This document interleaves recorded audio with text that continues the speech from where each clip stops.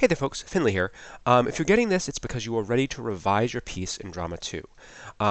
You will have already received a video with specific notes for your play, and you should of course focus on making those changes. But in addition to that, one revision is not enough. You're always going to want to revise, revise, revise. That's why we say, the first draft should be bad, because that's going to give you the room to do the revision, which is the real work. So we're going to be revising for at least 2 weeks now. So besides the notes I give you, and the changes that you realize you want to make, this is what we call the 5-step revision process. I'm going to walk you through that here. This comes from my friend Carrie Knowles. It's a short story revision process, but it works very, very well for plays as well. So she says there's 5 steps to revision. You got 5 fingers on your hand. First step, add what's missing. Now that you've written the play, you now know what the story is, and now you can go back through and add anything that's missing. Oftentimes, for example, we set something up at the beginning, but then we haven't really paid it off at the end, or vice versa. We have something that happens at the end that sort of comes out of nowhere, so you want to go back and add in the setup for it. Or maybe something even more obvious that you realize, oh, the audience has no idea what the relationship of these two characters are. I've done that in my own writing before. I wrote a play where it was important to know that these two characters were brother and sister, and then I realized I never made that clear to the audience at all, so I had to go back and add that. So now that you've written the piece, read through it, figure out what's missing, and add it back in. Second step, notice how this finger is bigger than this finger? That's because this next step is twice as much as that first one. Once you've added in what's missing, take away everything you don't need. This will be hard for you because you have been taught erroneously by your English classes that more is better, that more pages, more words is better. It's a lie. It's a complete lie. You want your play to be as short as possible while packing in as much material as possible. You want the emotion and the plot and the character of 90 pages in 9 pages. This is the hard part because it goes against your training and it requires incredible discipline. Take away everything you don't need. If you're writing a comedy and there's a joke that isn't getting a laugh, cut it. If you're writing a piece and you've got 5 characters, but you can make it do with 3, get rid of those 2 characters. Combine them, get rid of them. Usually when I write, the first draft, say I'm writing a full-length play, the first draft is about 120 pages, and the second or third draft gets it down to 90. I literally cut 25% of what I've written. That's what you should aim for as well. Trim it down. Everything that you don't need. We'll talk more about that because I know that's hard. But first step, add what's missing. 2, take away everything you don't need. Less is better as long as it's less and it's good stuff.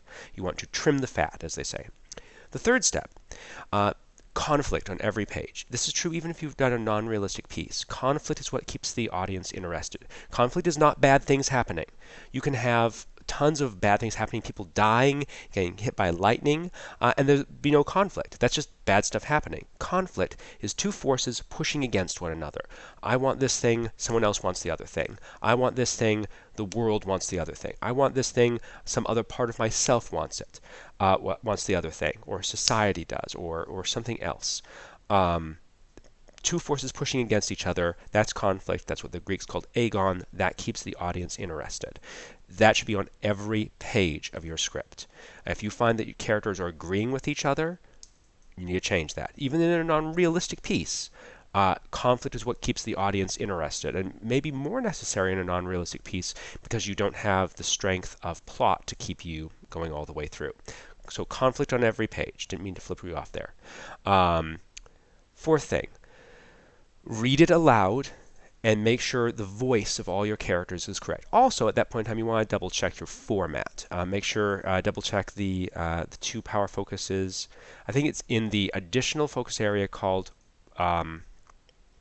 Essential Playwriting is the video and the example in the objective called Standard Manuscript Format. You want to make sure your format is correct. So read through it, make sure you're fixing the format as you go, and make sure you're fixing the characters' voices as you go.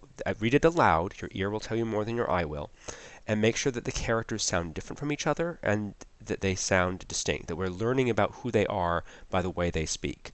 Their voices should not be the same because the characters are not the same, and they should not be the same as your voice. Just because you speak a certain way doesn't mean your characters necessarily do. And then the last step, notice how your pinky is smaller than all the other things. Your pinky is, the last step is editing. So that's things like spell check. Are my periods and my commas in the right place? Have I capitalized things? It's important. If you were going around with only 4 fingers, people would stare at you. If you're going around with a script that you haven't edited, people will stare at it. Will think something's wrong. They won't want to be next to you.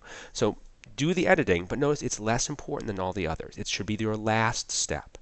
Because if you spend a lot of time editing and spell checking and all that sort of stuff, then you might not be as willing to, for example, cut it when you realize, I don't really need that line, but I spent all this time making sure that the punctuation was right and all that. So editing is the last step. It's important, but it's smaller than the others. So that's what we call the 5-step revision process. So even if you have done all my notes and you haven't figured out what your next steps are, this gives you steps that you can follow for any piece of writing that you do that will lead to another better draft. Thanks.